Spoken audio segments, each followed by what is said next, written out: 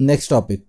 So last week I talked about game porting toolkit from Apple and compared it to Proton from Valve. Turns out it's just for software developers and not for regular users. Makes sense.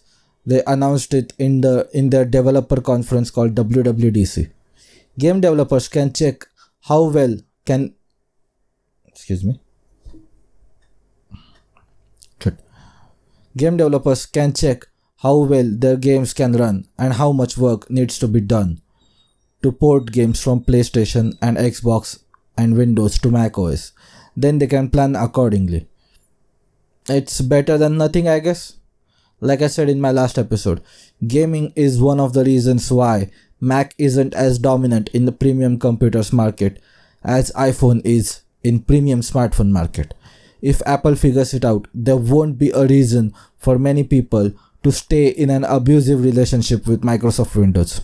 But it appears this is bare minimum, and don't be optimistic about Apple gaming anytime soon. This game porting toolkit appears to be just a repackaging of the open source stuff that's out there, and Apple is just slapping the logo on it. This is what I've heard.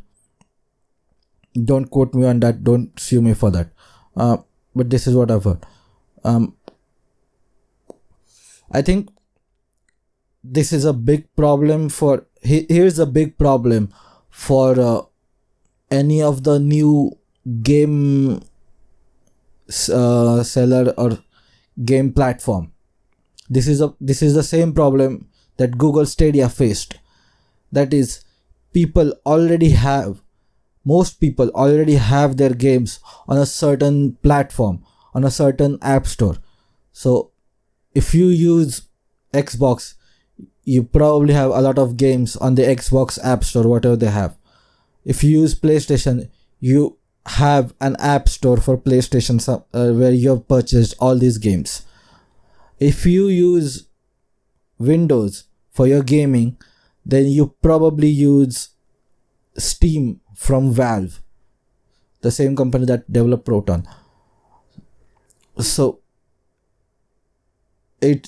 no one has games. No, at least most people don't have games purchased and on the Mac game store or any of the third-party game stores on Mac. Mac users mostly use PlayStation or Xbox for their gaming needs, or they have a custom PC just for gaming.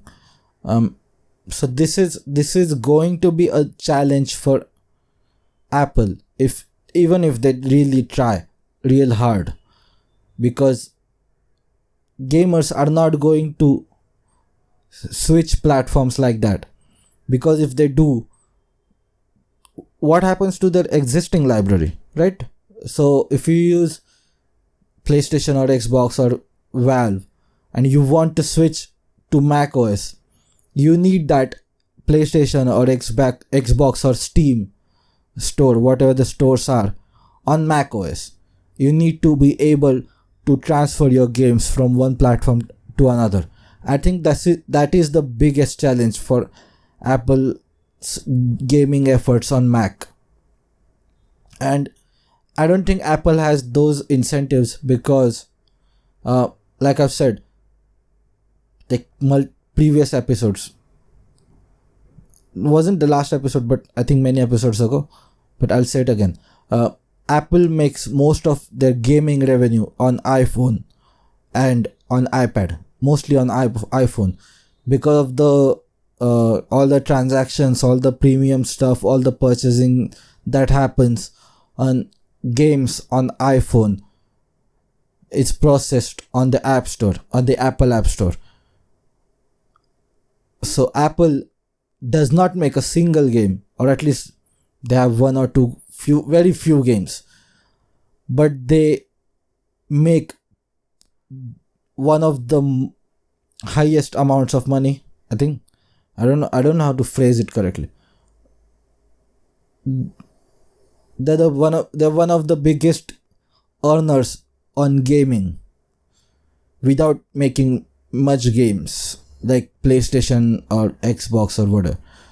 But they earn a lot of money on games. just by the Apple App Store processing on the iPhone. So they don't have incentives. The market is rigged against them.